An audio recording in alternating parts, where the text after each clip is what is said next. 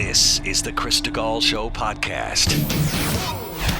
Okay, guys, let's just rip. And Chris DeGaulle. Chris DeGaulle. Chris, thanks for being with me tonight. Chris DeGaulle. I'm joined now by Chris DeGaulle. Now, he puts the broad in broadband. It's Chris DeGaulle. The Chris DeGaulle podcast is presented by usmedicalplan.com. Save big money monthly and get better health coverage at usmedicalplan.com. Thursday, the 16th day of November, 1 week from Thanksgiving. Thanks so much for downloading the Chris DeGaulle Show podcast. Today's show theme, chaos. We're living through it, we're living in it, and I want to tackle it broadly from, interestingly, both sides. Not just one side. There are two sides to this chaos coin.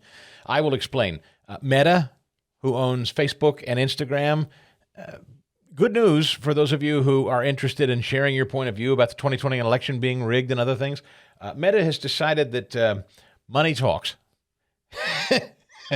So if you're willing to pay, all of a sudden free speech is alive and well again at Meta. We'll get into that. There is a really great new book by Scott McKay. It's called Racism, Revenge, and Ruin. It's all Obama. This is a book, long time in coming. It's brilliant, and it underlines exactly what we've been talking about here for a very long time, that the real guy running the country is Barack Obama. The chaos that we're watching and living, the discord, the dissension, the fighting, the Marxist march that seems to be assaulting so many of us in all different ways and forms of polite society, it's all Obama. That is literally Scott's book. We're going to talk about it and the ideology and the mentality behind Barack Obama. It's an interesting peek behind the curtain. I think he's exactly right, incidentally. I think you'll enjoy it. So we got a lot of some great sound bites yesterday from Congress. Dwayne "The Rock" Johnson, for some reason, is back in the conversation again as a potential presidential candidate. I don't know where it comes from. I don't know why, but yeah, he's back. And plenty more to get to, so sit tight. Quickly, though, John Ruhlman, the guy that wants to help you save on health insurance costs this year. Now is the time. If you haven't picked up the phone and at least called him and said, I am about to re-enroll through my company, but I want to know, does my insurance cover this? Does my insurance cover that? Is this the cheapest insurance that I can get? Is there a better plan out there? 30 to 60% savings is generally what John Ruhlman and the team at usmedicalplan.com can do for you. So if you log on to usmedicalplan.com or call today, 877-410-4321, tell them about your current plan or the plan you're about to roll in through your company. They may say, that's the best price. We can't beat that. Go with the company plan. Or they may surprise you and say, I think we can do better than that. And if you buy your own health insurance, because you work for yourself, you're a small business person, and you buy your own insurance, or you buy it for your family, or you've skipped buying health insurance altogether because you assume it's just unaffordable. Please, it's not necessarily true. And for people who are in relatively good health, it's really not much at all to cover you in full. And if, heaven forbid, you really do need to draw on health insurance because you've been ill or injured, there are plans out there that'll pay you your salary while you're hospitalized. Seriously, John knows this stuff. 80 different private health insurers across the country he works with. So he will find you the best coverage at the best price. That's his promise. That's what he lives to do. You can watch the video conversation I have with him at chrisdegaule.com to get a sense of who he is and what he believes, if you want to watch that before you call. But I do hope you'll call. Again, best news, you've got the best plan at the best price, and they can't help. That's the best news. Well, there's better news than that, though. If he says, I can save you 30 to 60% and give you better coverage. That's actually the best news. 877-410-4321. 877-410-4321 or usmedicalplan.com. There was another insurrection last night at the Capitol. Did you hear that, Fast Eddie? Another insurrection. I heard. Yeah, it's being buried, of course. It's not an insurrection because, of course, it's the side of the better angels. The American left is conducting the insurrection. So it's barely noteworthy. I heard it tucked in at, the leading news of the day was Xi Jinping in San Francisco. I don't know. There were like 1,000. I heard a top-of-the-hour newscast in which many, many news items were featured. And by the way, there was a little skirmish with some pro-Palestinian activists. And involving police and pro-Palestinian. Oh, barely anything to see. Now, let me just ask you something. Sincere question. If 100, what did they put this at? 150 red hat wearing pro-Trump MAGA folks showed up outside the RNC last night. And, well, let me just read the story to you in case you don't know. Odds are you may not. If you listen to regular mainstream news, Capitol Police said they're working to keep back 150 people who are illegally and violently protesting outside the Democrat National Committee in Washington, D.C. They said they were making arrests, but didn't say how many. Appears to be based on social media postings. Protesters are calling for a ceasefire in the Middle East. Right now, our officers are working to keep back approximately 150 people. Officers are making arrests. All members have been evacuated from the area. So they shut down the Capitol buildings as well, where members of the House work. DNC headquarters is not far from the House office buildings. It's on that same side. Congressman Brad Sherman, Democrat, California, posted on X that he was inside the DNC when he had to be evacuated. Members of Congress hearing from prospective candidates inside the DNC when Capitol Police evacuated them from the building. In total, about 7 members of Congress were inside when they evacuated from the building by heavily armed and serious Capitol Police officers, said the congressman. The forum, attended by Democrat leadership, including Minority Leader Hakeem Jeffries, Whip Catherine Clark, and Pete Aguilar. Sherman said Jeffries and Clark had left by the time the protest broke out. Sherman said members inside the room heard chants of ceasefire now, and they thought it was going to be 10 or 15 minutes, and then the protesters would leave. Then Capitol Police came in big time and said, "We're getting you out of here." Congressman Caston, Democrat Illinois, posted on X he was evacuated from the DNC's headquarters. "I was just evacuated," he posted, "from DNC's office after building was surrounded by protesters who had blocked all modes of ingress and egress. Grateful to Capitol Police for getting all members and staff out safely. To protesters, please don't do something irresponsible," said Representative Caston. Well, now, this sure sounds to me a lot like an insurrection if ever I heard it. It sounds to me like these people were going right at members of Congress. This wasn't in the Capitol building.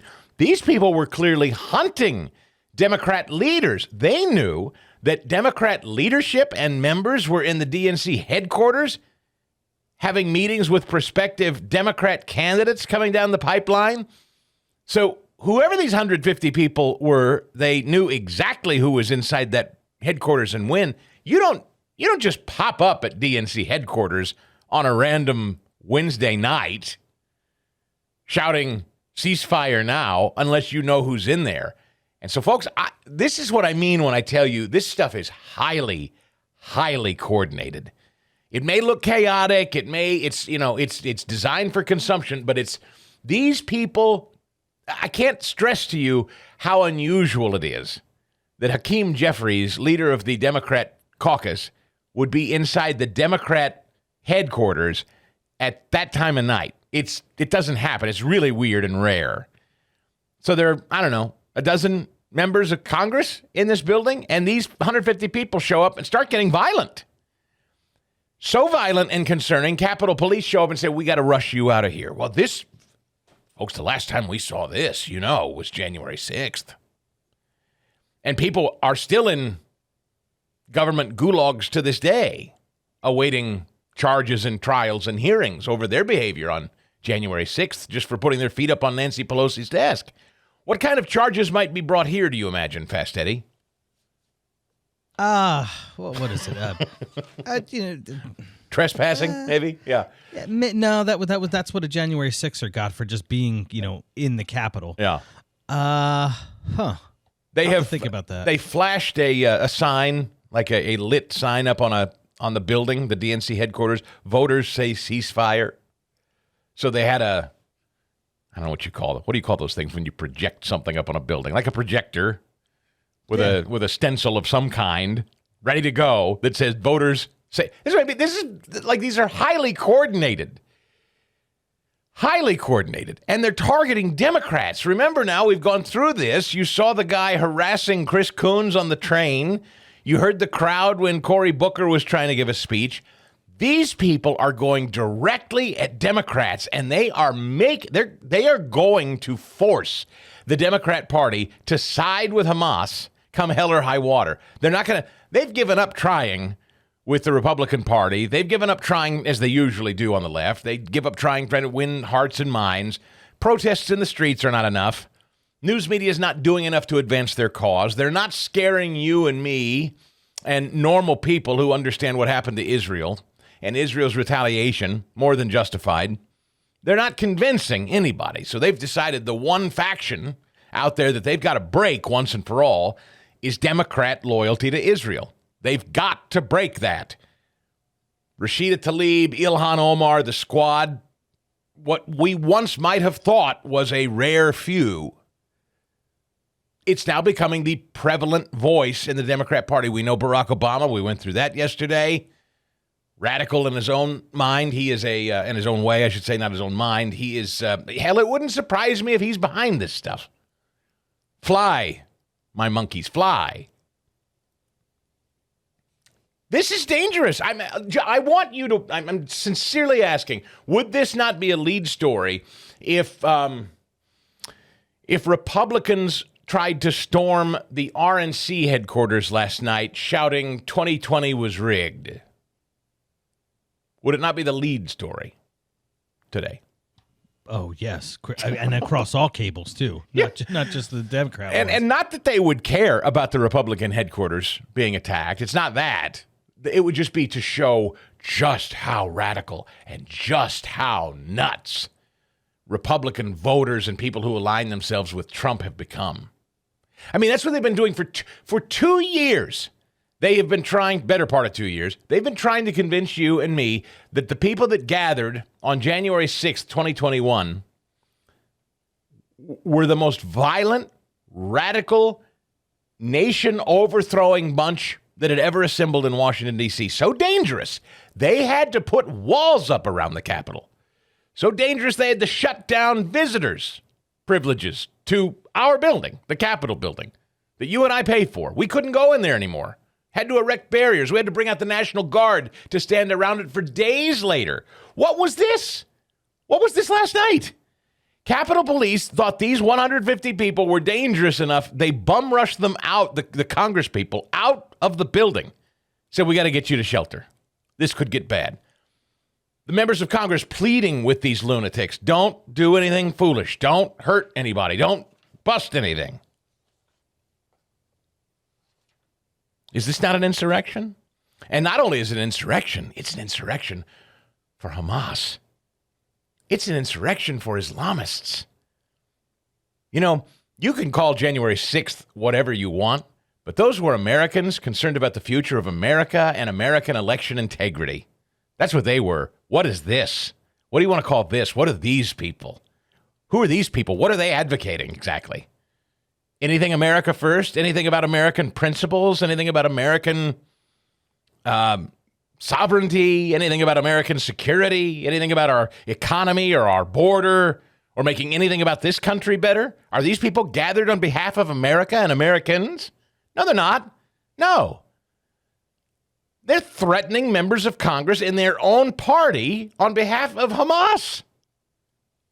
These are Islamists, essentially trying to barnstorm the Democrat headquarters. And I tell you, I don't know how long it's going to last. I don't know how long it's going to take. But there is no sign of stopping with these lunatics. They are hell-bent to make sure every Democrat member of Congress kowtows in fear to them.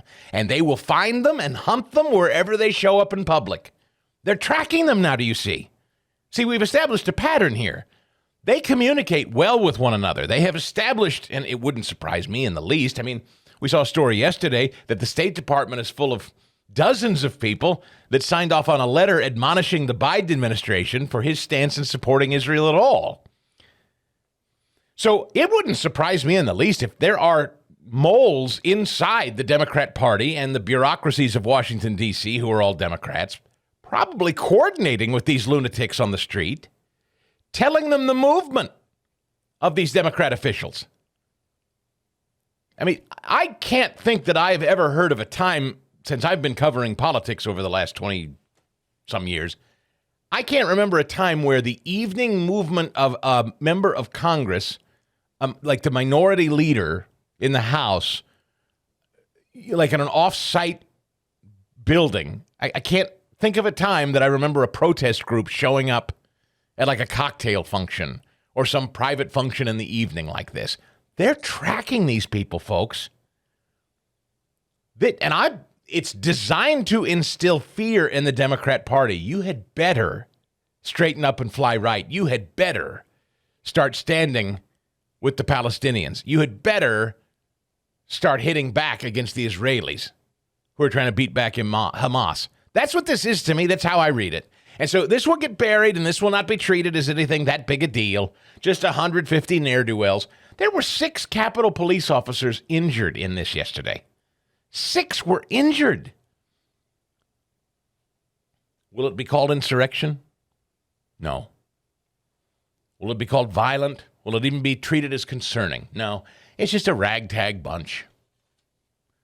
They're hunting Democrat members of Congress, one by one, or in groups, trying to intimidate them from supporting Israel. That's what we're watching. And I mean, somebody said yesterday on Twitter, there's a big Drudge headline. I'm kind of loath to get into this because I don't ever watch Drudge. A friend of mine last night texts me and he says, "What's going on over at Drudge?" I said, I have not, and this is not an exaggeration, I have not read Drudge. I haven't even gone to the Drudge website in 3 years. And I'm not kidding. Like, I don't even accidentally happen across it. I don't run over and check it. I used to with religion. And then I don't know what happened to Matt Drudge and that organization. I don't know. But one day I woke up and it just turned into Huffington Post. Like, every single headline is some left-wing screed. And I don't know what happened. I don't know why. But whatever. Like, it's his prerogative. I just said there's 1,000 other places I can go for news. I'm done with Drudge. And so I haven't been in like 3 years. I'm giving it the Fox News treatment. Same deal. I don't watch Fox anymore. I don't know what goes on at these places. So a friend of mine says, you got to check out Drudge. I run over there, and it says that Elon Musk says the Jews had it coming. Or something to that extent. I don't know. Would you go over to Drudge real quick and see if that's still up there fast steady? I can't remember what the headline is. It says something like Elon Musk said Israel deserved it, or the Jews deserved it, or something really incendiary. The top headline is Musk, the world's richest bigot, another Twitter firestorm against Jews. Yes. That's what I'm seeing. Yeah, do you see a sub-headline down there, anything about that, or is that's the sum total? That's okay, because that's the point. I'm going there either way. Yeah. Okay. Click the... If you want to read some of the particulars of that story, then I'll get into where I'm going with this. So I like you, went over to Drudge and I read Elon Musk, anti-Jew, attacking the Jew, and I was like, that doesn't make any sense. I say to myself. So I start reading some of the details on it. I would be curious what the Drudge reporting says. Okay, this linked to an article. So this is from the Daily Mail. Mm-hmm. Elon Musk accused of promoting anti-Semitism after agreeing with a post that claimed Jewish people have been, quote, pushing hatred against whites. Okay.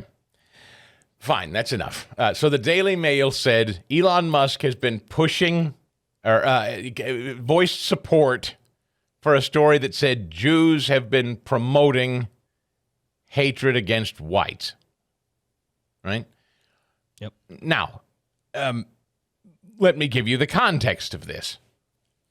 We're in a really dangerous time here, and nuance matters, and it's important. There is a guy on Twitter who posted something that said, Jewish communities have been pushing the exact kind of dialectical hatred against white that they claim to want people to stop using against them. I'm deeply disinterested in giving the tiniest excrement now about Western Jewish populations coming to the disturbing realization that those hordes of minorities that support flooding their country don't exactly like them too much. You want truth? I just said it to your face. There it is. This was a post from somebody called the artist formerly known as Eric on X.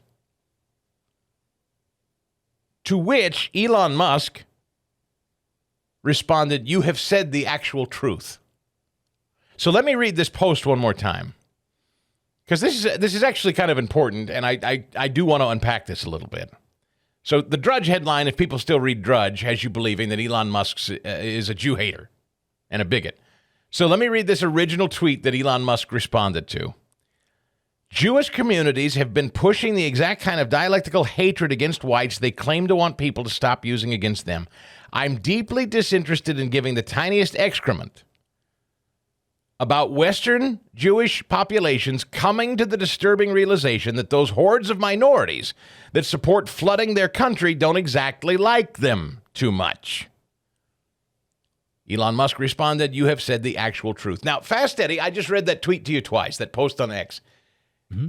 What did that sound like to you? Did that sound like Jewish hate? Did that post sound like Jews have it coming? Maybe it did. How did you interpret that? No. I mean, honestly, I'm very careful understanding language here. And no, I took that to mean that, the Jewish people in Western civilization, Western countries, they refer to white people, the people that, quote, live where so just say American white people, had it coming when they let people that hate them into the country. That's how I took it. Bingo. Bingo, bingo, bingo. That's what smart people who can read between the lines and the stitches on a fastball read. Now, people like Drudge who are trying to, for whatever reason, and I don't know Drudge's motivation, he has turned left-wing wacko and he's trying to rip down everything that's aligned with those of us that just believe in. I don't. He's just an agent of chaos. I don't know what his motivations are, and I don't care. But he's trying to sell the storyline that Elon Musk is a Jew-hating bigot.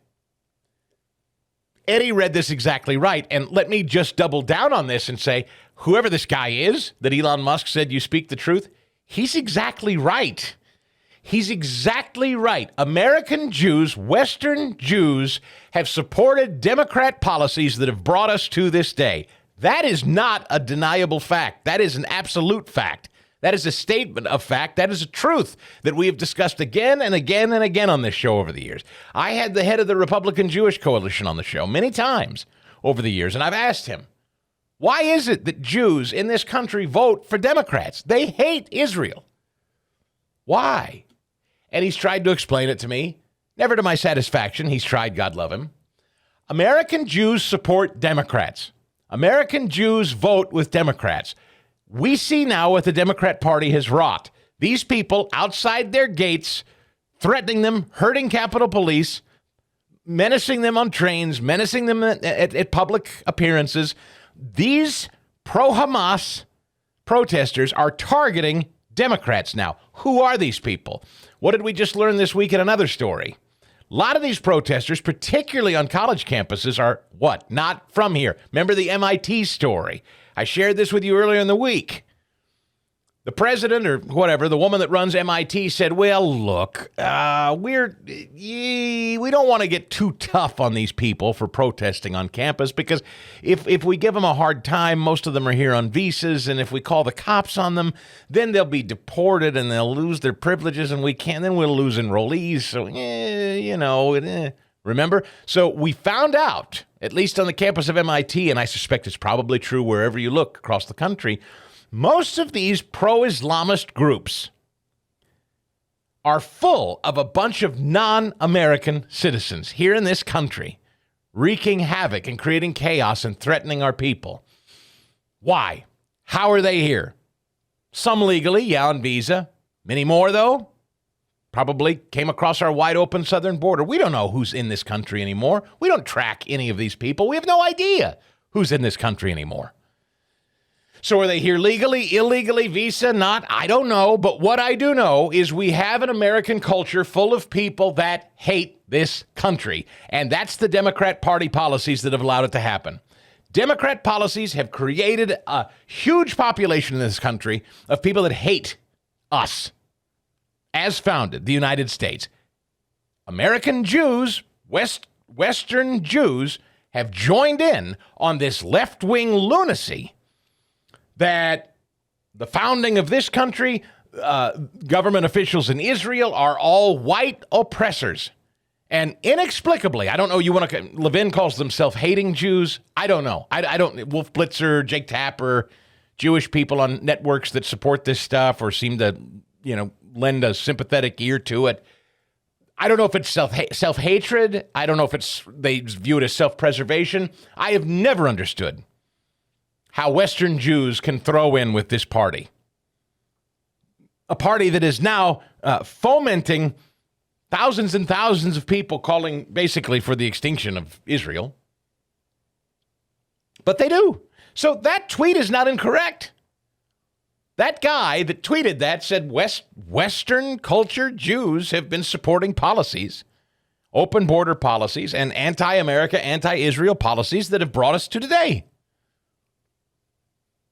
So forgive me if I'm not crying in my beer for them, says this guy, to which Elon says, you speak the truth. And he did. And so today, Drudge is running with the headline that Elon Musk said the Jews have it coming in Israel. You see how we get there? So I wanted to call your attention to that. By the way, one more thing while we're on this. Representative Rashida Tlaib is part of a secret social media group in which members have glamorized Hamas in their war battle with Israel after the terror group attacked and killed hundreds of innocent Israeli civilians last month. The Michigan Democrat, a member of something called Palestinian American Congress Group. The group is hidden from non-members and does not appear on the platform's search engine. Fox News was able to gain access to it. The group's founder, somebody called Mahir Abdel Kader, who has extensive ties to Tlaib, has also been linked to other liberal politicians, has come under fire in the past for his anti-Semitic social posts, including questioning if the Holocaust ever occurred. This is your Democrat Party. This is 2023's Democrat Party. Can you imagine? Can you imagine that these people have the balls to call us radicals and insurrectionists? Can you imagine? Holocaust deniers? And I'll bet you, Rashida Tlaib's another suspect. She's another woman who probably told these 150 people the movings of members of her party last night. It wouldn't surprise me in the least, given that she's part of this radical hidden Facebook group. I bet she picks up the phone and tells these people, hey, Hakeem Jeffries is going to the DNC headquarters tonight at 7:30. He'll be there with a bunch of other congressional members. Would it surprise you if she's doing that to her own caucus? Chris, after last night, they should investigate if that happened. They should truly do that. You wonder how these people gather so fast? How do they even know their movement? Well, secret Facebook page, Rashida Tlaib, she's chatting with them. Something called Palestinian American Congress Group in a hidden Facebook page. That's how they communicate. That's how they're so smart and sophisticated. That's how they move so quickly and strike so strategically. They have inside help. They have moles inside the Democrat caucus. So a lot of things can be true at once. This is a little hard to follow. I realize if you're new to this, but yes, it is true. American Democrat voting Jews have supported this lamb to slaughter scenario that we find ourselves in today. That is true. But those of us who support Israel, those of us who support the United States, we stand firm, we stand tall, and we stand resolute, unapologetic. Those of us who are people of faith with a Judeo-Christian ethic, we stand firm on this, and we're not backing off, no matter how radical, no matter the Democrat voting Jews in the story, no matter the radical Islamists in Congress, no matter the protests. We'll stand pat. As usual, we conservatives have to come riding into their rescue. They always end up cheering, and this is what we've been talking about from the very beginning. These people, who now are the most loud voice in the Democrat ranks, would throw gays and trans people off buildings, would cover women head to toe, would slaughter every last Jew that votes Democrat in this country. And yet there they go, hey, hey, ho, ho, cheering in the streets with them as if they're going to be spared in a takeover by these people.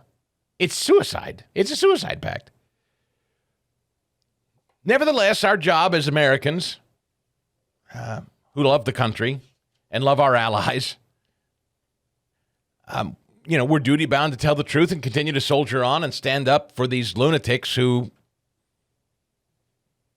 are ushering in their own political and maybe literal suicide. Excellence in dentistry. That's what you're going to get at Williamsburg Dental. My friend Bob Spinato is back on the phone. He's in Broomall, just off the Blue Route. And with 2 new associates, now you can expand and offer more hours, maybe evening hours, possibly weekends, Bob. Yeah, one of the things that I told them from early on when they started with me was the value of not only their own time, but other people's times. And they run on a similar schedule that I do. If you've got a 1 o'clock appointment, you're in their chair at 1 o'clock. And it's something that across the board at Williamsburg Dental, we really pride ourselves on, whether it's an appointment with the hygienist or whether it's an appointment with one of our doctors.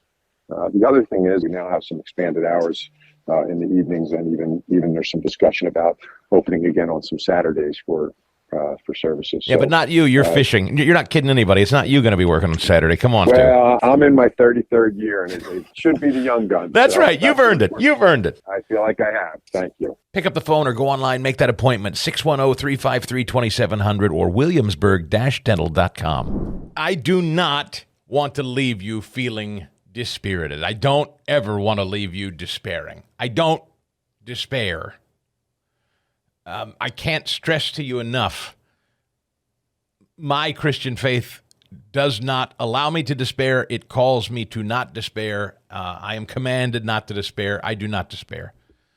My hope and faith, of course, first and foremost, is not in government. It is not in any political party or upcoming election. My hope and faith is in my eternity with Christ. That is where, and I, as I've said 1,000 times, and I'll keep saying it, I implore you, if you are not someone who is particularly well practiced at attending regular worship or a Bible study group or getting together with others in worship on at least a weekly basis, if not more, I would strongly encourage you to do it. Mark on Twitter said, Chris, will we ever get our country back? I don't recognize it. I understand that. I understand how you feel, and I want you to understand that that is by design. You are to feel dispirited and despair and overwhelmed as though you don't recognize this country. But I assure you, as I've continued to assure you, what you're living through, what we're watching every day, what you're hearing me talk about every day is not real. I'm sorry to be redundant, but I feel like I'm going to have to do this every couple of days to drive it home. We are not watching what this country is. We are not watching what is real. We live in an era of chaos. I was just explaining this to Eddie a little while ago. It occurs to me that as I look around at not just the left, but I will say to you, there are a number of my colleagues who, if you want to call conservative or whatever you want to call them, they are not leftists. They're not people that you would consider on the left. They are people that you would consider conservatives or vote Republican or are libertarian or whatever, but they're certainly not leftists, right? I have come to the conclusion, as I look out over a lot of what I'm seeing in media, that the business of chaos is the business that sells right now. Chaos sells in our streets, and there are a lot of people in our industry, that is the media industry at large. Chaos sells. This country is still full of normal people like you and me who are still raising their families and going to their jobs and going about their normal lives. That is still the majority of this country. I know it's very hard to feel that way when all you do is turn on television or you turn on, or you log on to your favorite news site and the first thing you see is madness. But it's so important that you remember and understand that, yes, I make a living in media. So I guess there's some finger pointing to do at me, but I sincerely don't ever come to this microphone just to whip you up needlessly about something that's not real. That is a sincere promise of mine. I do not come in here rubbing my hands together thinking, how can I exercise these people to my advantage today? I don't think that, but I do know many, many people in my business do think that. Everything they write, every headline they write, every story they do is all designed to make you go, oh my gosh, what now? Click. Click, click, click, click, click. Oh, I'd better turn that up and watch closer. That looks like mayhem. That looks madness. That looks like chaos. Chaos sells. Chaos gets clicks and eyeballs. Normal. You leading your life, going to the store, raising your kids, going to church, doing your job, that doesn't get clicks and eyeballs. So I would just say to you that not just Democrats, activists in the streets, but many who claim to be conservative, many who claim to be in conservative media, are also getting into the chaos business. Drudge would be a perfect example of what I'm talking about. I don't know Matt Drudge. I know nothing of his operation. I don't understand what happened to him. He was a resource for years to me, an aggregate news site that, posted stories that maybe were a little harder to find or that you wouldn't find in mainstream media. And then, I don't know, during the era of Trump, he decided he turned on Trump, and Trump was no longer someone that I don't know. I can't get into his head. It would be a mistake to guess.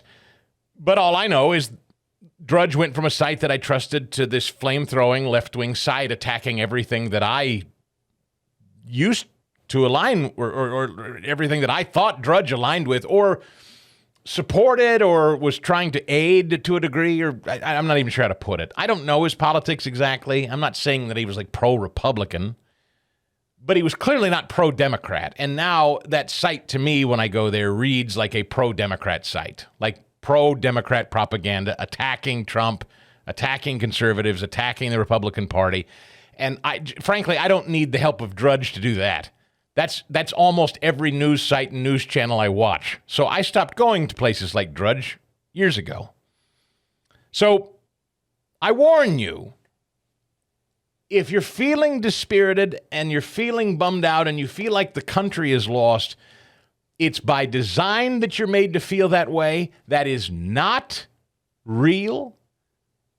These lunatics outside the DNC, they are really the Democrat Party, but that's not the majority of the country.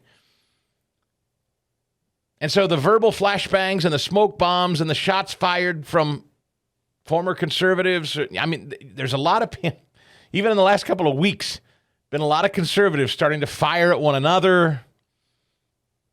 There's a lot of chaos. Chaos is good for business. Chaos is a business model. So please never forget that chaos is a business model. And when you watch and listen to everything, always keep in the back of your mind, chaos is a business model. And so when you're tempted to think what's happened to the country, all is lost, what's going on, remember, let me be your Jiminy Cricket on your shoulder. Chaos is a business model. The pictures you're shown, the stories you're told, it's all designed for clicks and eyeballs. It's not meant to project and tell the story of normal. It's meant to tell the story of excesses and extremes and distractions from what is normal, regular America. Yes. Is there a virulent, hateful strain that I was not familiar with that seems amplified like never before in this country in the last few years? Yes. Again, by design. We got Marxist leaders who love this stuff. This is their vision. This is the dreams of my father stuff from Obama. He's a community organizer. And since he became president, we have sat through the last, by 2028, it will be a full 20 years that this guy has presided over a new way of doing business in this country, and that is sowing chaos. Chaos works to Democrats' political advantage. Chaos works for a lot of us in media. But it is not most of the country. It is not the United States. It is not your friends and neighbors. It's not your church. It's not the people at your grocery store. It's not the people you see at the gas pump today. Cable news is not real. Drudge is not real. Just, I don't know. Maybe Fast Eddie, I need to make a bumper sticker. Maybe that's what I'll do. Maybe I'll make a bumper sticker in the new year that just says, everything you're watching is not real. It's a danger. I don't want to understate that this is a danger and that we must continue to remain vigilant and we've got to participate. We do have to participate. We do have to vote. We do have to run for office. We can't get lazy and tell ourselves that none of these people exist. I don't mean it's not real in the sense that there aren't these people that hate the country, want to tear it apart. That is real. I just mean the volume of it. You're made to think that there's a volume of people that outnumber you and me in this country that want to tear it down and destroy it and destroy the economy. We have not lost the country in volume yet. It is real that these people have hateful, destructive designs. That's true.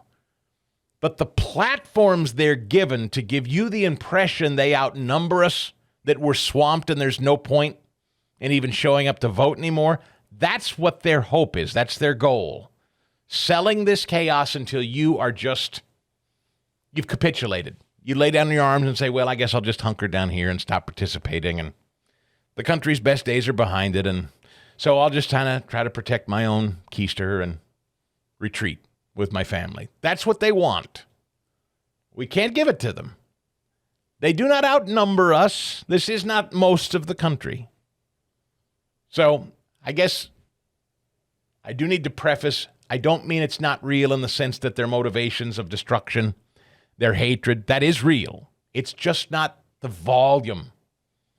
It's not the majority. It's not the tidal wave that it feels like you're watching and reading and seeing online and on cable every day. Does that make sense? Chris, that makes perfect sense, because I'll give you an example. The major cities. It seems as in the major cities that they have given up. Think of how they voted for a Democrat mayor in New York City since Rudy Giuliani's been out. They've just voted for Democrats. Or no, I guess Bloomberg was technically a Republican. But Chicago, Philadelphia, David O was a great candidate. Nobody showed up. So that's what you're seeing on TV. That is exactly what you're seeing. Los Angeles. That's not all of America. No, and it's just what you're shown. And there are many people that oppose this that live in these cities that have just quit. How many times have we gone over the numbers of registered Republicans in Philadelphia, for instance, right? 115,000. Yeah, there's plenty of them. There's more than enough of them if they were to mobilize to elect a new mayor. They don't. They're defeated. Registering Republican is something cute to do, I guess, but it's like putting on a T-shirt, like an ironic T-shirt. Maybe it'll get a chuckle. I'm a registered Republican in Philadelphia. Ha, ha, ha. Let's go get a sandwich. I mean, nobody thinks it's serious anymore. You throw up your hands in defeat and you surrender. The goal is surrender. The goal is surrender. To swamp you, make you feel overwhelmed, make you feel dispirited, like you've lost the country, and that you surrender. And so I encourage you, never surrender to these lunatics. Never cede ground, never give an inch. We've seen what happens, Eddie's right, to our major metropolitan cities when Republicans surrender ground. And that's why so many of us are so angry at Ronna McDaniel and the RNC, because we've heard what they're saying now. We're talking with Republicans in collar counties of major metropolitan cities, and we're finding out that people who live there are calling Republican headquarters saying, hey, are you helping down here? Because, I don't see any of the signs. I don't see any of the door knocking. Democrats are everywhere. Where are you? And we're getting testimony from people calling us saying the Republican Party is saying to them, well, we don't really think our chances are that great in that suburb. We're going to spend more of our resources out here in the hinterlands of the state because we've just kind of let that county go. We think we're outnumbered there. That is what the Republican Party continues to say. We're outnumbered, retreat. We're outnumbered, retreat. We're outnumbered, retreat. You and I know better. We're not outnumbered, and we don't want to retreat. That's why there's this huge fight inside the Republican Party right now, folks. That's why Donald Trump is still the leading nominee for the Republican nomination. Most people who are watching this Republican primary do not want to cede ground. They do want to fight, and they don't believe that most of the slate of the Republicans that are left are genuinely willing to go to the mat and say, we're not retreating. We're not giving up ground, and we're going to go into the cities, and we're going to go into the suburbs, and we're going to fight for every square inch. 75 million people voted for Donald Trump. And many, I won't say most, I don't even know, half, three-quarters of them are still out there, and they're still pissed, and they still think 2020 was a sham, and they still are looking for people that fight for them. And so far, a great number of them have not been convinced that anybody's willing to do it but a guy that's going to be threatened with jail for the rest of his life.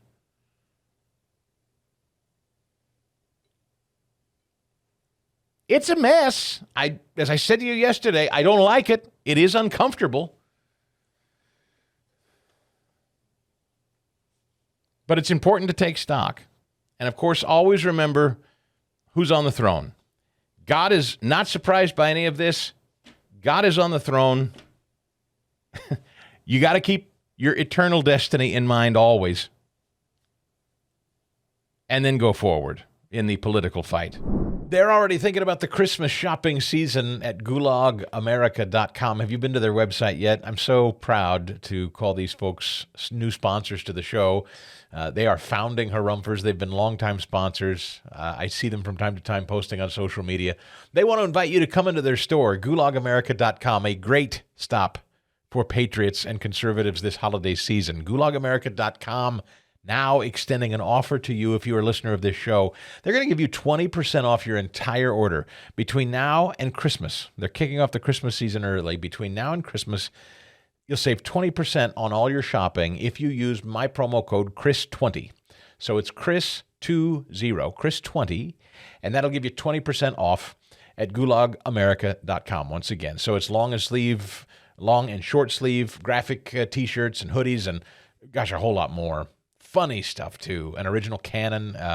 They have an F-15 shirt. You know, the Husk says, "Yeah, you're gonna need an F-15 if you're gonna take me." Well, they have that shirt.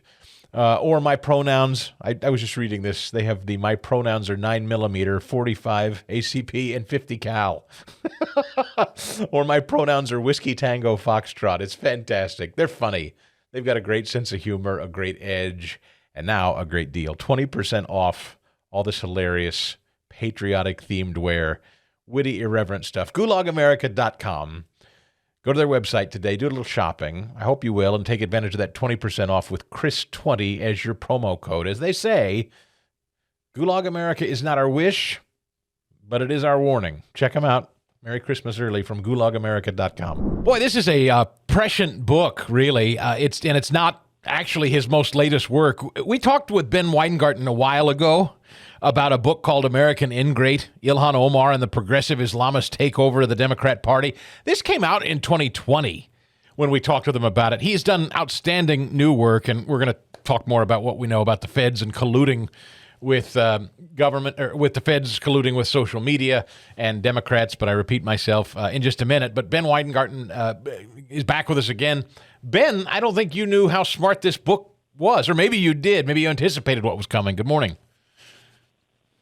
Good morning. Well, I hoped that my thesis in the book would prove wrong, but unfortunately it's exploded before our eyes, the idea that the Democrat Party, the power in the Democrat Party, the ascendant part of that party, was this unholy alliance between progressives and Islamic fellow travelers. And the scariest thing of all is that this alliance prevails over universities, our most elite universities, supposedly. It prevails in the Washington establishment on the Democrat side, certainly to a large degree, and it prevails at the highest echelons of the White House itself, of U.S. national security and foreign policy. And in that book, I argued that Ilhan Omar personified this unholy alliance and that she was the future, if not the present, of the party. And I think that's precisely where we are today. Ben, I've been trying to, by the way, Ben Weingarten is editor-at-large at Real Clear Investigations, and he's also on Substack, Weingarten at .substack.com. So it's WEINGARTEN, Weingarten.substack.com if you're looking for his work there, and I encourage you to go there. The book is called American Ingrate, and I have been wondering to myself, perhaps you can shed some light. I know this is who they are at their core.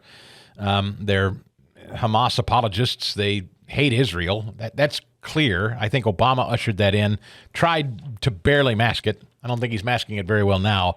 But I watch this stuff on the streets of major American cities, and I'm trying to figure out how organic it is, or is it just opportunistic? Like, is this country that full of that many people who hate Israel? Is it that widespread, or are they just opportunists like Antifa or Occupy Wall Street or Black Lives Matter? This is just the new thing to cause chaos.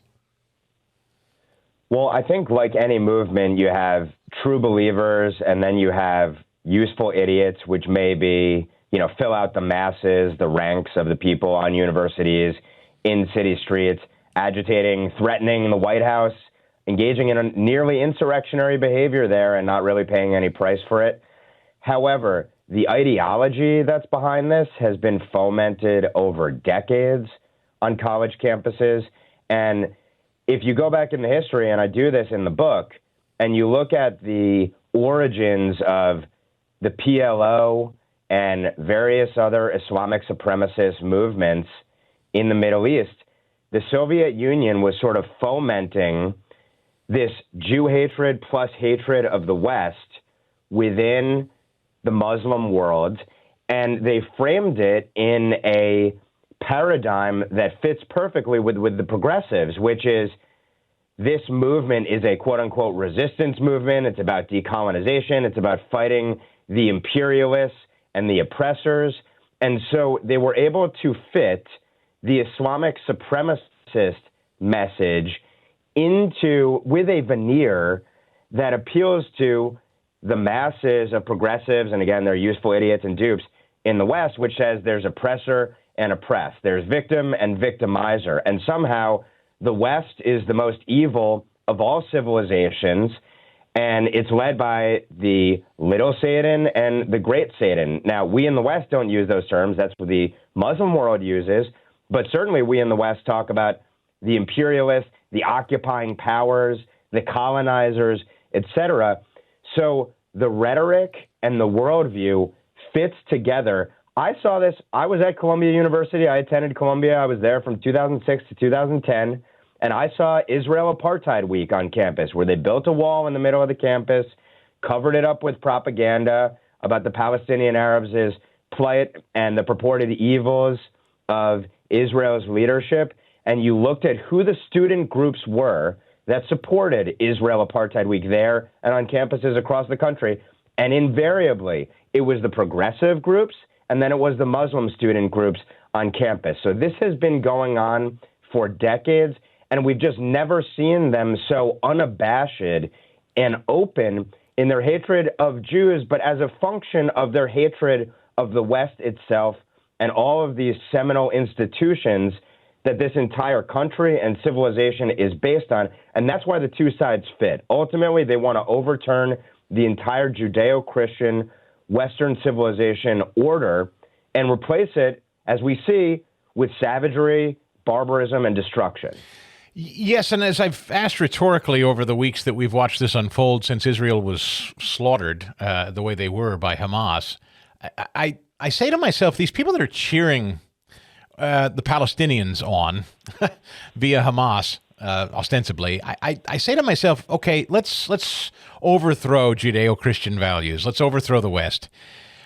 Filling in that vacuum will be an Islamist theocracy that the traditional American leftist, I don't think they understand what's coming for them, if in fact that's what they want to usher in. They will be the first ones, literally or figuratively, lined up and shot or rounded up, because they will be viewed as the idiots who helped usher in that kind of theocracy that you're talking about. But you can see why the two sides make common cause, because they both want total power ultimately. On the one side, it's theology-based. It's submission to Islam and rule of Sharia. And on the other side, it is rule of man of elite man over everyone else. And so that's why they make common cause. But you're right. At the end of the day, they can't coexist, as the bumper sticker shows. Actually, the two sides would be at each other's throats. And look, we see this in Europe, which has a much bigger problem of mass immigration of Islamic supremacists, mercifully, than we do. But there you have leftist countries who are essentially being overtaken from within based upon their own ideology that permitted the takeover essentially of an alien power. And the irony here is that we talk about occupation, and I kind of tweeted it jokingly, but there's truth in it over the weekend. It's the West that's increasingly occupied, and the left did it to themselves. But unfortunately, we all have to bear the brunt of it. Yeah, to your point, what we saw in London was stunning. Some of the overhead footage of these pro-Palestinian rallies in the streets of London. And then you've got Macron, Netanyahu over the weekend, slamming Macron over remarks he made a day earlier in which he criticized Israel for killing babies and the elderly in Gaza. Now, why is Macron popping off like that? Is that because his nation of France has been completely overrun with their lax immigration as well? Is this self-preservation by Macron here? Well, all you have to do is look at the percentage of Muslims in France, look at the policies that the Muslim community has sought to impose, look at the no-go zones, and then look at the threats from jihadist groups that have actually been actualized in recent years, and also that clearly pop up on the radar screens of security officials there. And essentially what you have is a de facto veto over France's policies. So if you are not free as a nation to pursue what's in your national interest, because you have a substantial population of millions of people, some substantial percentage of whom, and it doesn't take a huge percentage when you're talking about millions of people, but some percentage of whom threaten your policies at the point of a knife or of a gun, you're not really a free country anymore. And so I think you have to look at the policies of every Western country now under the lens of to what extent are they trying to curry favor with populations that they feel threatened by, including in Europe, certainly, massive populations of Muslim migrants who have come over in the last 1 to 2 decades. And then right here at home, to what extent do you attribute Joe Biden's rhetoric and policies to the fact that he fears he might lose in 2024 Michigan because Dearborn might turn against him, or any other locale in this country with a substantial Muslim population that opposes any sort of even proximity of friendship, partnership, alliance, protection, support of the Israeli government during what they perceive to be rightly an existential crisis. You have to ask the question, who's making the policy? Is it really American lawmakers, or is it American lawmakers trying to curry favor so they can remain in power? You know, Ben Weingarten with us. Ben Weingarten is the editor-at-large at Real Clear Investigations. Again, this book we're talking about, he wrote back in 2020 called American Ingrate, Ilhan Omar and the Progressive Islamist Takeover of the Democrat Party. I mentioned during the school board fight and the transgender phenomenon that's going on in our public schools and the literature in school libraries, the rise up of parents. At the time, I said there's become a soft alliance, interestingly, with a lot of Judeo-Christian families. There's been a soft alliance with a lot of Muslims in this country who too have risen up in majority Muslim school districts, public school districts, and said, no, we don't want this either. And back to my point, you know, the commonality probably stops there, but that is sort of an interesting interlude into what we were just talking about, that culturally, these folks do not want what the American left peddles on the rest of us either, which I find it amazing they don't see that. And that is what makes this alliance such a tenuous and fraught one over the long term. And by the way, in writing my book, I went to Ilhan Omar's district. And for those who don't know it, it encompasses essentially the Minneapolis area. And the Minneapolis area is very diverse in terms of the demographics of the folks, the origins of people who live there. There's a very substantial Somali population there from which Omar hails. And within that Somali population of tens of thousands of people in the Minneapolis area, there are many who hate her guts precisely because she embraces the LGBTQ plus movement and some of the other progressive cohorts which they find to be abominable and a disgrace. Yes. So there are real tensions there on the left's side on their alliance, as you noted, during the fights over school boards and what our kids are exposed to in schools. There was common cause between people who are orthodox in their religiosity or just traditional. However, these are very tenuous and fraught alliances, and I think on the left, to some extent, even more tenuous and fraught than beyond that, because culturally, they're totally anathema to each other. Yes. What progressives in the West embrace would get you killed on the Arab street virtually anywhere in the Middle East. It's so well said and just so true, and it's kind of amazing. I don't know if ironic's the word or not, because I don't. Do you think, sincerely, do you think most of these people are smart enough to know that, or are they just too emotional and too ill-informed to understand what you just said? They'd get killed for the flag waving, the pride parades, and all of that over there. I think the majority of people agitating out in the streets are probably useful idiots and not really thoughtful, haven't really worked it out in their own minds. I do think there are some people out there, some sizable cohort, who recognize they would be killed, and they probably think, well, we in the West are wrong, and we are the aggressor, and that's just the price you pay for being a Westerner. I sincerely think that there are some people who, to their core, are so sick and deranged in their ideology that they are willing to literally die because they think they are on the side of the angels in this. And that's maybe scarier than the useful idiots out on the street who hear about a movement of oppressor and oppression and victim and victimizer, and because of that worldview, take a side and go out in the streets and act with all of this fervent religiosity, which is based in nothing in and of itself. But for many people, this is their religion. The politics is their religion, and that's why they're so fervent in it, because they're missing actually something far deeper and stronger at their core, and that is faith. Yeah. How prevalent is abortion in the world of the Islamist, for instance? The gay pride, the feminist movement. How prevalent are these things? The left covets abortion like nothing else. We just saw it in these last couple of elections. How would that go over in a theocracy of Islamists? Again, first people thrown off the roof. And literally that has occurred, obviously, yes, in Muslim countries. I mean, Mahmoud Ahmadinejad, Iran's former leader, he came to Colombia when I was there, and he had a comment about, it was something to the effect of, and who knows how much this was the translation versus the reality, but he said something like, we don't have the gay issue or the gay problem in Iran.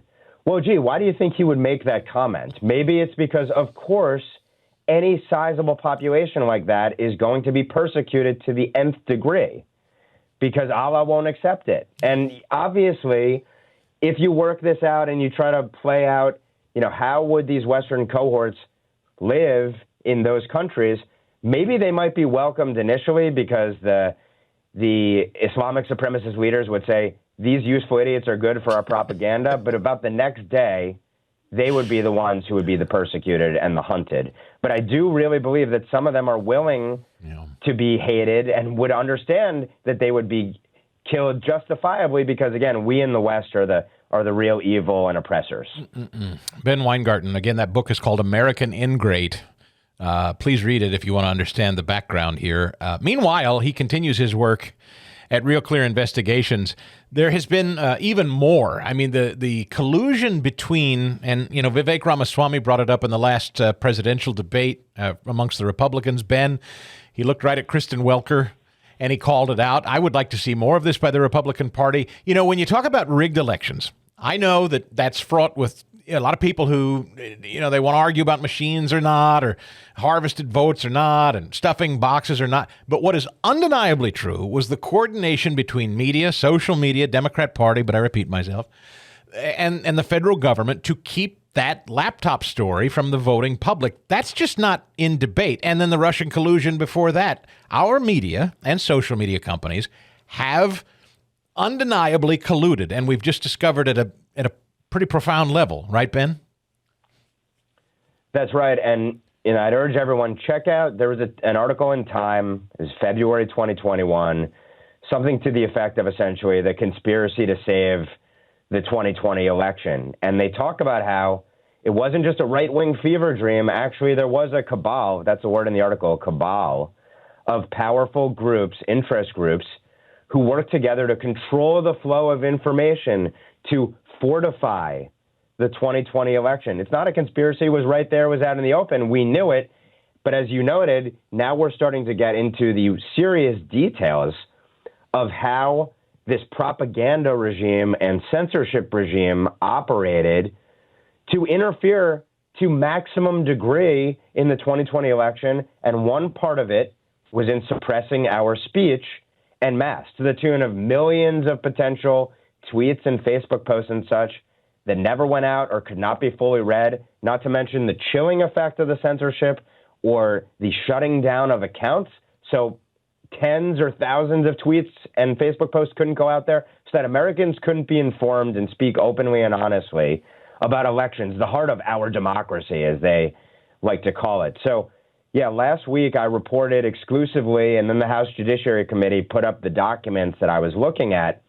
I reported exclusively on the very detailed, granular examples of the way in which a government-led censorship regime worked, a key cog in it. And the tip of the spear of that censorship regime was this DHS sub-agency called CISA. Most Americans have never heard of CISA. CISA is the Cybersecurity and Infrastructure Security Agency. One of its mandates is to protect election infrastructure. This was something the Obama administration mandated for it on the way out in 2017 after claims of Russian interference plus Russian collusion in the 2016 election. So CISA says election infrastructure is our mandate. And they say, as part of our mandate, we're not just protecting the voting machines or the rolls. Actually, we also have to combat election infrastructure disinformation. That is, words about elections could be threats to elections. And particular this narrative that the first mass mail-in election in history, where you have executives changing laws and you have ballot harvesting and practices that have never been done at a massive scale, that is the most secure election with the greatest integrity and sanctity in the history of mankind. And so what CISA did, because they didn't have the capacity, and very importantly, they knew they didn't have the legal authority to surveil social media for wrongthink going into the 2020 election on election processes and outcomes, is they said, let's outsource it. And the way that they outsourced the surveillance of social media and then the flagging of offending tweets or Facebook posts to the platforms was to use a consortium of NGOs to do it for them. The tip of the spear was this entity called the Stanford Internet Observatory at Stanford. I explain all this at Real Clear Investigations, the process that was worked out, but essentially CISA and the Stanford entity and three other quote-unquote anti-misinformation or disinformation groups surveilled social media to the tune of hundreds of millions of posts in the 100 days running up to the 2020 election and looked for content that was violative of the content moderation policies that the U.S. government was pushing for and these entities on the outside were pushing for to the social media companies to get them to suppress wrongthink on elections. And these entities on the outside were oftentimes government funded. In the case of the Stanford entity, it was led by the former chief security officer at Facebook, so a powerful person in Silicon Valley. His number two, Renee DiResta, herself had been tabbed by the Senate Intelligence Committee to basically provide the research, so-called, that would make the case that Russia interfered in the 2016 election. So these were powerful people on the outside working with CISA to identify wrongthink, flag it to the social media companies, and get them to take down the tweets or put contextual so-called labels on them and essentially interfere in our speech. They got 35% of the thousands of tweets retweeted millions of times and other Facebook posts and such that were shared, taken down or soft blocked, had these labels thrown up on them. And what I was able to obtain were the documents showing the literal individual tweets and in some cases the narratives that they sought to try to get suppressed, which show in the comments associated with what they called these tickets representing these tweets or narratives that they sent to the social media companies that government officials were communicating both with these outside entities and the social media companies. And so we go through about a dozen examples of the kind of tweets or Facebook posts that they tried to get taken down in this sample of 400 either individual tweets or in some cases dozens of tweets or Facebook posts that they flagged for social media companies.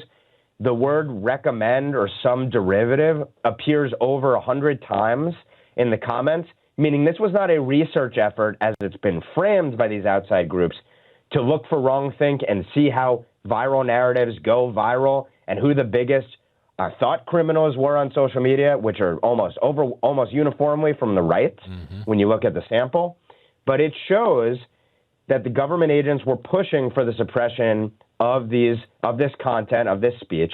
At the same time, these outside groups were. They succeeded. And in many cases, what they tried to get taken down were satire. It was speculation.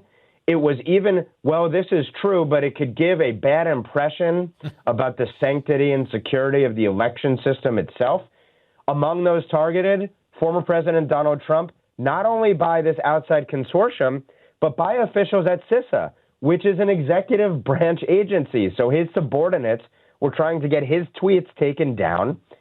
Beyond that, you have conservative media outlets. They were targeted for suppression. And then everyday Americans. So this was a massive government-led effort to use cutouts on the outside, it appears, to suppress our speech. And so essentially our tax dollars went towards silencing ourselves in 2020. This morphed later into a COVID-focused effort. It went from the Election Integrity Partnership to the Virality Project. In the midterm elections, this Election Integrity Partnership also operated, and it could operate again on 2024. We'll see if that happens. The scrutiny that has been placed upon this Stanford Internet Observatory and these consortia it led has caused them to question whether it's worth the headache going into 2024. But we'll see. Maybe the effort gets even more surreptitious as we move into this next election cycle. This issue has wound up in court to some degree. In fact, the Supreme Court has somewhat weighed in on this, haven't they? Or has it been a lower court? Am I misremembering? The Biden administration has been fighting on that? That's right. So Missouri v. Biden is the kind of premier case on this, where a federal judge on July 4th, this was a district court judge, said that based upon the evidence he'd seen, this was likely the most massive attack on Americans' First Amendment rights in our history. He put an injunction on this behavior. He essentially said that the plaintiffs in the case are right. It looks like we have a massive First Amendment violation by proxy here, with the feds coercing, cajoling, and colluding with the social media platforms. And then it appears these cutouts to also pressure the social media platforms to get them to silence conservatives on social media. He put an injunction on, during the pendency of the case, freezing federal government-led censorship via the social media platforms.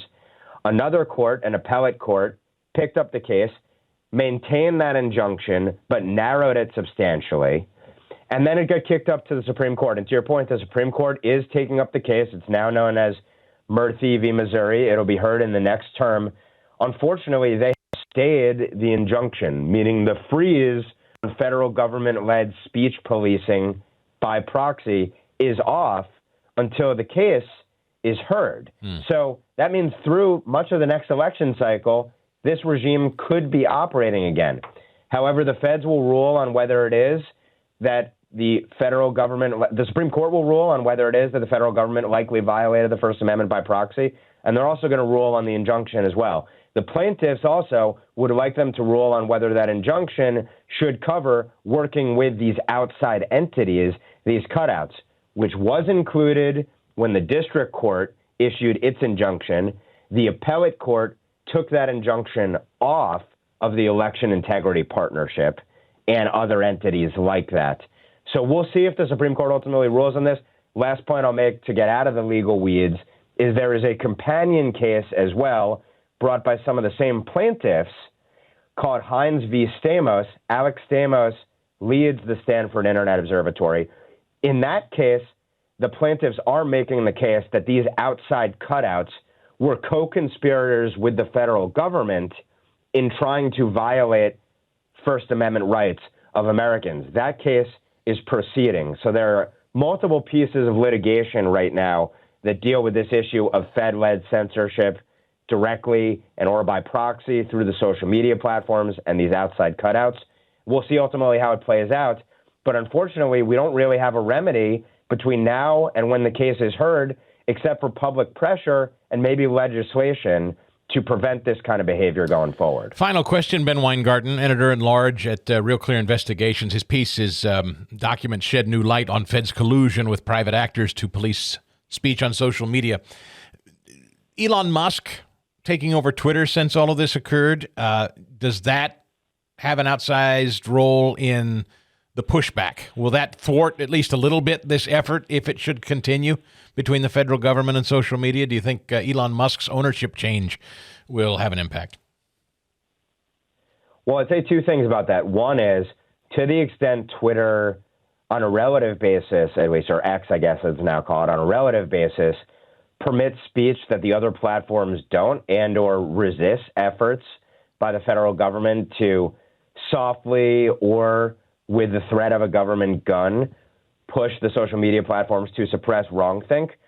That competition from Twitter or X rather, could be meaningful going into the election. And it may help other platforms push back, although that's probably a more optimistic view than will likely play out.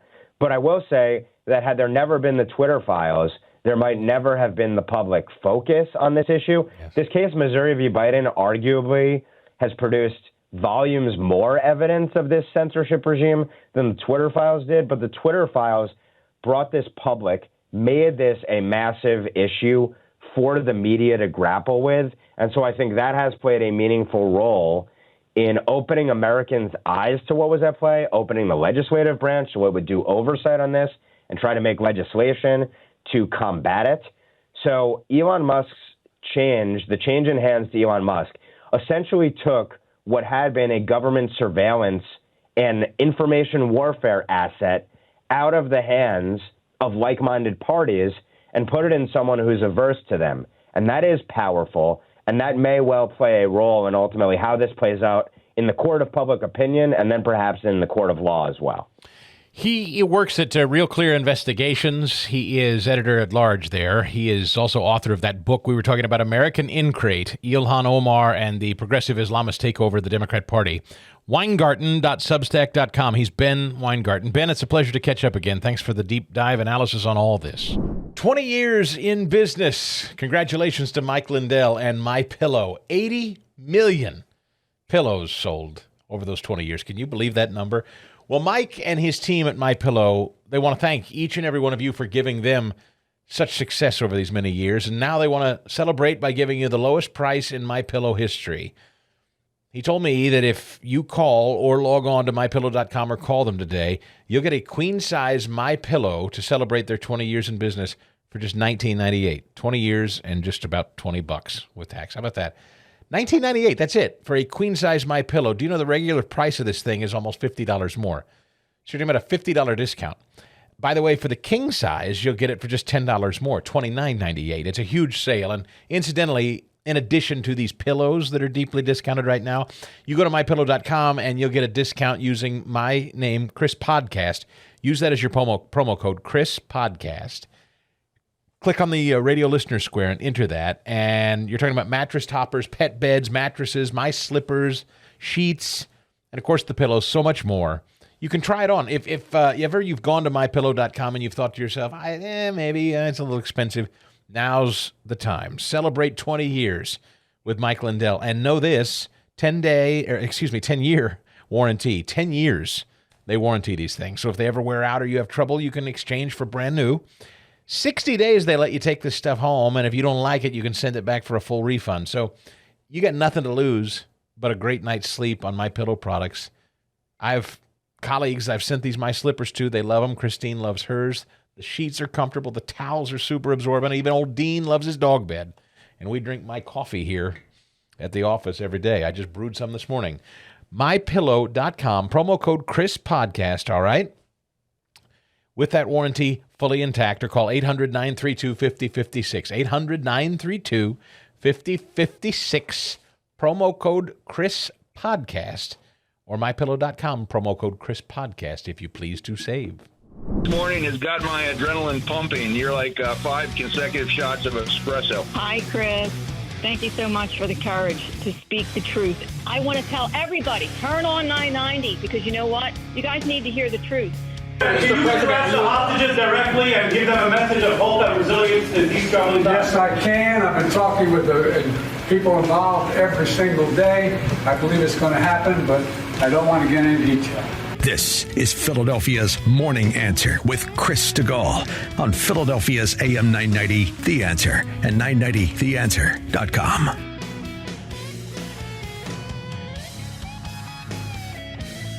Glad to have you here today. The telephone number, 610-850-0990. We're online at 990theanswer.com. A couple of interesting moments happened yesterday on Capitol Hill. These Senate Judiciary Committee hearings, we don't talk a lot about the Senate, but every now and again, a guy like John Kennedy, the senator from Louisiana, he puts on a master class in cross-examining these people that Biden sends up there to be appointed to federal judicial benches. It's stunning. Do you remember the last one we played? Who was it? It wasn't Jackson Brown, the Supreme Court justice.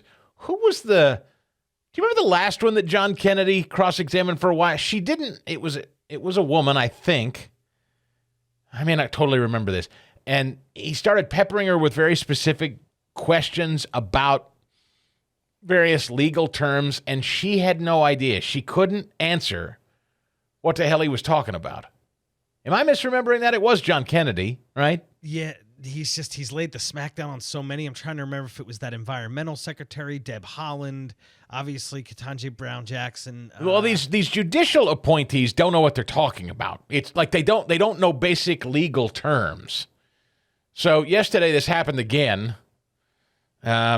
This is somebody called Sarah Hill, Biden's district judge nominee, Sarah Hill, when the subject of a stay order versus an injunction came up. And does she know the difference? The difference between a stay order and an injunction. A stay order would prohibit, an injunction would restrain the parties from taking action. A stay order, I'm not sure that I actually can give you the... Okay. Now, I didn't go to law school. I could not define those for you here, but then again, I didn't go to law school, and I certainly have not been nominated by the president to sit on a federal district bench. I feel like somebody who's been nominated by the president of the United States to sit as a district judge would know the difference between a stay order and an injunction. She just flatly quit in the middle of she just choked and said, I just can't do it. Wish I could remember that other clip we had. I'll find it one of these days and play it. It was, it's stunning how little, the point is how little these people know. And all it really is, as you understand, they're committed to left-wing politics. They don't know the law. They're not interested in knowing the law. They literally don't know it. They quite literally can't define it or explain it. And Kennedy is exposing this for everybody to see. They're not there to be unbiased, justice is blind, robe-wearing arbiters of the law, cut and dry. That's not why they're there. Biden has selected them, rather Obama's team has selected them, to be ideological weapons on courts. So they can start jailing people like Trump when he comes before them. Or they can start saying, no, we don't see any evidence of election malfeasance. We're just not going to look into it. They want to stack the courts with people who will do their political bidding. They don't care whether they actually know law by definition. It's astounding. I'm pretty sure that any of you who have studied law, who are either judges or lawyers, I would assume there's some of you in this audience who hear stay order and injunction. I feel like I'd try to take a stab at it, but I wouldn't get it right. I think I know the difference between the two. I think I could explain it. But I think this is pretty rudimentary, like entry-level stuff. for a judicial appointee. She doesn't know. Anyway, over on the House side, Representative Clay Higgins of Louisiana. So that was John Kennedy, Senator, Louisiana. This is Congressman Clay Higgins, Louisiana, locking horns with FBI Director Christopher Wray. Director Wray, last year, you might recall, sir, our exchange regarding the FBI's involvement on January 6th and prior. I'm happy to jog your memory to quote, according to the record, I asked you, did you have confidential human sources dressed as Trump supporters positioned inside the Capitol on January 6th prior to the doors being opened? You responded, I quote, again, I have to be very careful of what I say. To which I said, it should be a no. Can you not tell the American people no?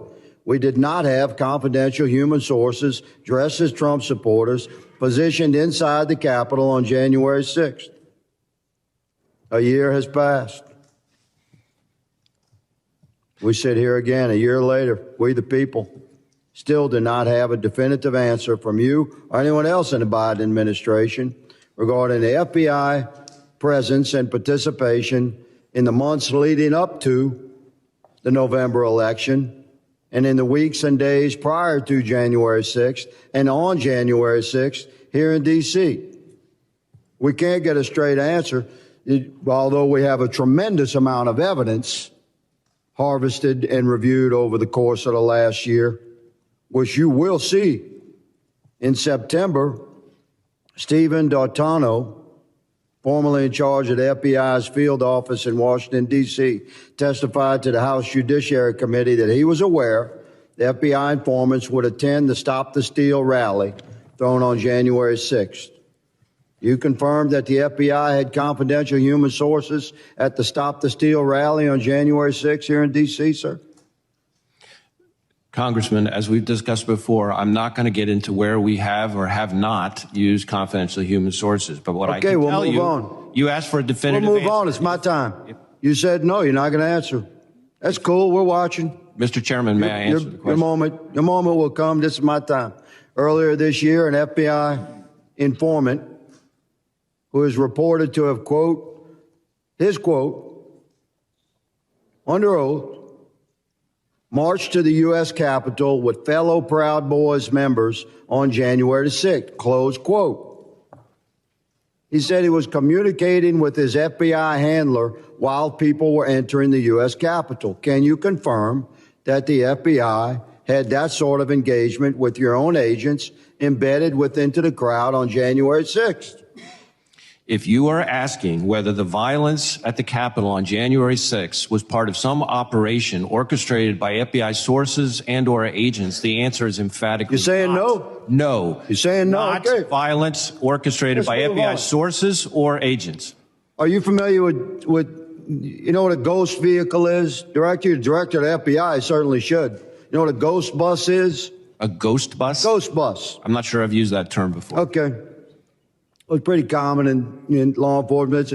It's a vehicle that's used for secret purposes. It's painted over. These two buses in the middle here, they were the first to arrive at Union Station on January 6th, 0500. I have all this evidence. I'm showing you a tip of this iceberg. Mr. Chairman. These two buses Mr. are Chairman. painted completely white. Point of order. Point of order. Sure. Just run over the time. I understand, but you'll recall that Ms. Jackson Lee's been allowed to go 2 minutes before. I've been very fair in letting people finish their questioning throughout my tenure as chairman, and I'll continue to be fair on that regard. But I will make a note to the members, if you could stay as close within your time as possible. We have a lot of people that want to ask these gentlemen questions. So with that, the gentleman yields. But your point, I've been very fair in this, Mr. Ivey, with everybody on this side of the aisle just as much. I don't think I accuse you of being unfair, Mr. Chairman. You're making a point. Okay, thank you. I now recognize. All right. So it continued. The point is, these hearings, interesting things come out of these hearings. And you think to yourself, these congressmen have this evidence. They're saying all the right things. They're appropriately grilling people like Christopher Wray. But what what comes of it? I hear this all the time. What actually comes of this? We know Christopher Wray's a weasel. We know Alejandro Mayorkas is a weasel. We know Biden is a weasel. We know these people are lying. And the House Republicans do a great job of cross-examining these people in these committee hearings. But when it's all said and done, Chip Roy, who also took to the microphone yesterday on the House floor, Chip Roy, Republican, Texas, House Freedom Caucus, he said this, and I think it is what most Republican voters are feeling. One thing. I want my Republican colleagues to give me one thing, one, that I can go campaign on and say we did. One. Anybody sitting in the complex, if you want to come down to the floor and come explain to me one material, meaningful, significant thing the Republican majority has done besides, well, I guess it's not as bad as the Democrats. And that's the sum total of what a lot of Republican voters feel. What have they actually done? We've had a lot of great sound bites. We've had a lot of great hearings. We've uncovered a lot of stuff. We even threw out a speaker. But what have we done with it? What's it all meant? And most Republican voters feel like it's been a big bag of nothing. Sound bites and hearings, but that's about it. Okay, Joe Rogan. I don't know what do we know why The Rock, Dwayne "The Rock" Johnson, why was he making media rounds yesterday and this week? What's he doing exactly? He was also on Capitol Hill, standing around with Chuck Schumer. The press kept peppering with questions. Mr. Johnson, are you going to run for president, sir? Have you thought about running for president? And he was evading the question, like this was some... Is this a serious thing? Apparently, Washington press corps is virtually begging The Rock to run for president, and he won't quite answer it. I don't even know why he was on Capitol Hill. I don't know what the media obsession is with The Rock all of a sudden. I don't have any feelings about the man one way or the other. Was he there to testify on behalf of something, or was he advocating for something, or I missed the news while he was standing there with Chuck Schumer. Anyway, he was on. Do you know? Have you seen it? Just that in the Washington Post, apparently somebody did write about making him the president. This opinion editor, David Von Drell, argued in a column What's going that on? Dwayne "The Rock" Johnson should be the best nominee for president in 2024. So he just comes to Washington for the hell of it to, what, stoke some interest, to have a conversation about it? Okay, what's going on here? Joe Rogan had a conversation with The Rock on his show. When I was a kid, you could have a Republican friend. Like, it was no big deal. Yes. It's no big deal. Like, oh, Bobby likes George Bush. Who cares? Who gives a f***? You know, you were a supporter of Bill Clinton. He liked George Bush. Nobody cared. Nobody, like, f*** you. You know, it wasn't like, you're a Nazi. Like, I'm a Nazi. I just want lower taxes. What are you talking about? How did I become a Nazi? Dude, it's the craziest thing. I have friends who support Trump. I have friends who support Biden. I have friends. Do you really have friends who support Biden? I do. Come on. No. Here's what I do. I have friends. Thank you. That's a good check, because that's important. This is important context. They support the Democratic Party. I have friends who are loyal to the party. Yes. Whoa.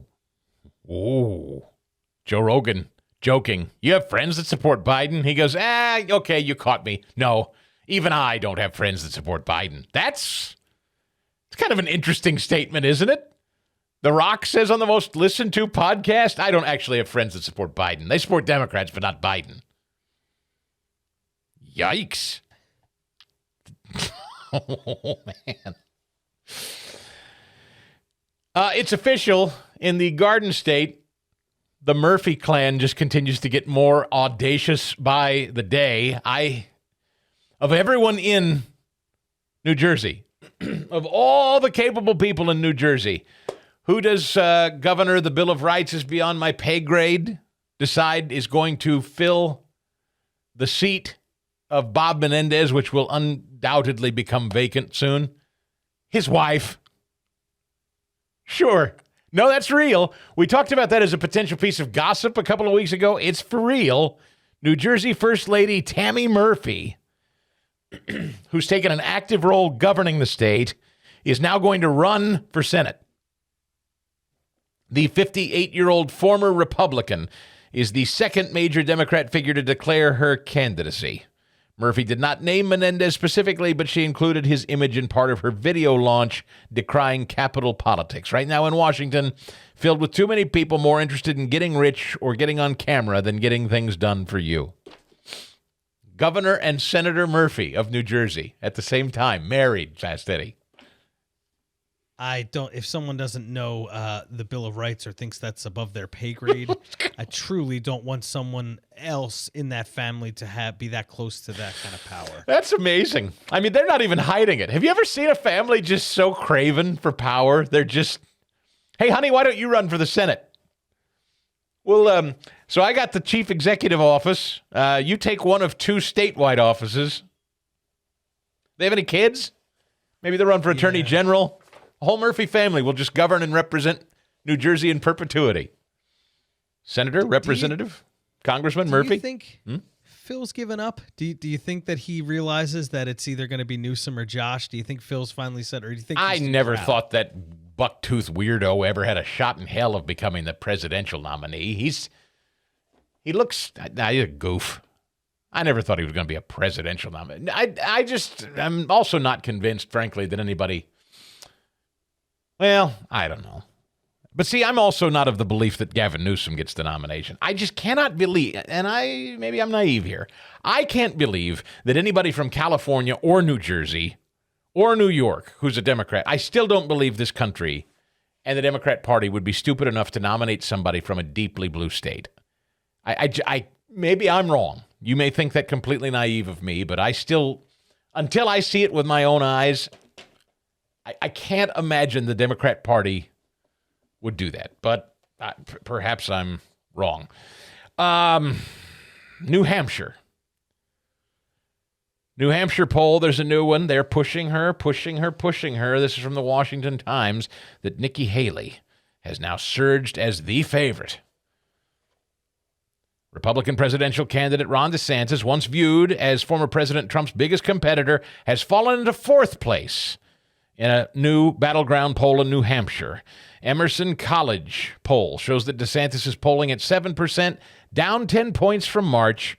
Trump still leads, but with 49%, and then a full 31% later comes in Nikki Haley at number 2. So again, the headline, New Hampshire poll shows Republicans prefer Nikki Haley over Ron DeSantis. No, the news story is Donald Trump leads the next closest Republican in New Hampshire by 31%. That's the news story, not Nikki Haley. They are pushing this woman, Fast Eddie. Even after she said she wants a ministry of truth, the media is pushing this woman. I told you after that debate last week, they were going to start pushing her every day. Everywhere I go, it's Nikki Haley, Nikki Haley, Nikki Haley. And then the unforced error she made this week in stepping in it, we had that for you yesterday. She wants a ministry of truth. If you look at social media, the misinformation and the dramatic sides of social media are instigating this. Why? Because it's being pushed by Russia, China, Iran, and North Korea. It is why when I get into office, the first thing we have to do, social media accounts, social media companies, they have to show America their algorithms. Let us see why they're pushing what they're pushing. The second thing is every person on social media should be verified by their name. That's, first of all, it's a national security threat. When you do that, all of a sudden people have to stand by what they say, and it gets rid of the Russian bots, the Iranian bots, and the Chinese bots.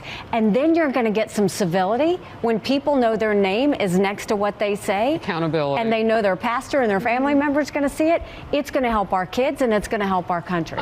She has been tripping all over herself in the last 24 hours to dig out from under that unforced error, which shows you exactly who she is. It's edifying moments like that show you who she really is, and why she does not deserve the nomination, and why any Republican pushing her, is not an honest broker as far as I'm concerned. From the Wall Street Journal, while talking about social media, Meta, Mark Zuckerberg's company that owns Facebook and Instagram, will now allow political ads that question the legitimacy of the 2020 presidential election. Money talks, ladies and gentlemen. And like everybody else in a down economy, advertising taking a wallop right now. No secret about that. All of us who are in the business of ad revenue, when an economy is inflated like ours is and money starts to become tight, one of the first things companies do is scale back on their marketing efforts. Now, I would just say, as a business matter, by the way, the very best time to advertise is when the market goes south. Just a little tip from me to you if you're ever thinking about advertising and saying, oh, no, I don't know, the economy's a little down right now. That's exactly when you lean into advertising as a strategic matter, but that's for another day. So Meta, like everybody else, not unhurt by bottom line revenue issues, has decided the ministry of truth matters, but not as much as the almighty dollar. So they've decided now, okay, we'll acquiesce. If you wacko Republicans want to question the legitimacy of the 2020 election, we'll let you pay us money to advertise that point of view on our platform. Money talks, Fast Eddie. The conspiracy theorists now get to buy ad time again. I can't wait to hear who rigs this election if a Republican should be successful. I'm kidding. Of course, that's tongue-in-cheek. Don't get mad. I know you. I can hear you people out there. What, are you laughing at the 2020? No, of course we know the 2020 election was rigged. I'm laughing because Mark Zuckerberg worked with the federal government in trying to keep you and me quiet from even saying anything like this 2 years ago. And now money talks, and he's like, dude, we're kind of drying up here. So, okay, come on, crazies. If you cut us checks, then you can say what you want again on social media. The Chris DeGaulle Show podcast.